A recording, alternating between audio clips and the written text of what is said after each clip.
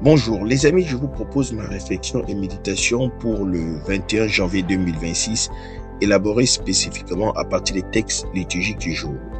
21 janvier 2026, première lecture, 1 Samuel 17, 32, 33, 37, 40, 51. David, jeune et sans armure, affronte le géant Goliath avec sa fronde et sa voix. Tu viens contre moi avec l'épée, la lance et le javelot, mais moi, je viens contre toi avec le nom du Seigneur.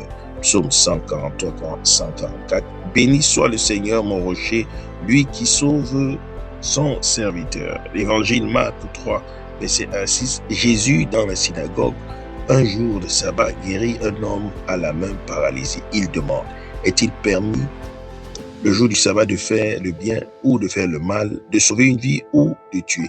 Ses adversaires restent silencieux. J'ai intitulé mon partage « Le courage de faire le bien ». Les textes de ce jour nous placent devant un défi commun, l'affrontement. David affronte un géant au nom du droit et de la dignité de son peuple. Jésus affronte un légalisme froid au nom du bien immédiat d'un homme souffrant. Ces deux combats nous parlent avec une force particulière de la noblesse et des risques de notre engagement pour la justice. L'épisode de David et Goliath est emblématique.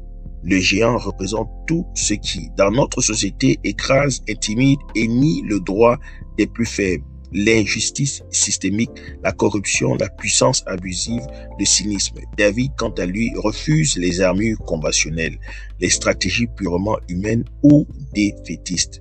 Il avance avec les armes de la confiance et de la vérité. Je viens au nom du Seigneur.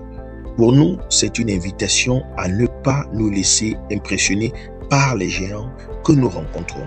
Notre force ne réside pas dans la ruse ou le pouvoir, mais dans la conviction profonde de servir une cause juste, dans la vérité des faits et dans l'intégrité de nos méthodes. C'est cette droiture qui, comme une pierre bien ajustée, peut atteindre au front les injustices les plus solidement établies. L'Évangile intensifie ce combat en le ramenant à une situation concrète et quotidienne. Face à un homme paralysé et à des cœurs endurcis, Jésus pose la question essentielle, celle qui doit toujours précéder l'application de la règle.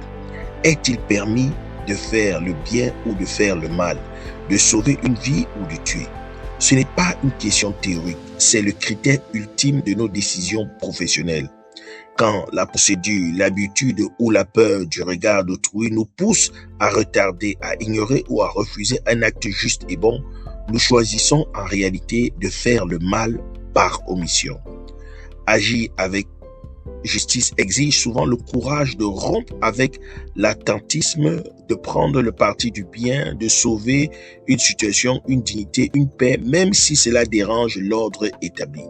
Ainsi, nos deux mains sont mobilisées. L'une, comme David, tient la fronde de notre compétence et de notre parole vraie, prête à affronter les géants de l'injustice. L'autre, à la suite de Jésus, se tend vers celui qui est paralysé par le système avec la volonté ferme et immédiate de faire le bien et de restaurer.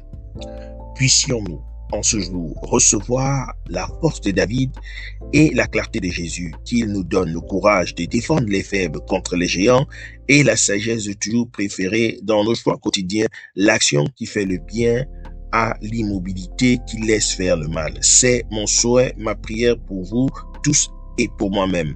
Merci d'avoir écouté. Bonne journée à tous et à tous. Je suis la terre du Christ. Soyez des terres fécondes du Christ dans vos différents milieux de vie professionnels, les hommes de loi et assimilés en particulier. Que Dieu nous bénisse.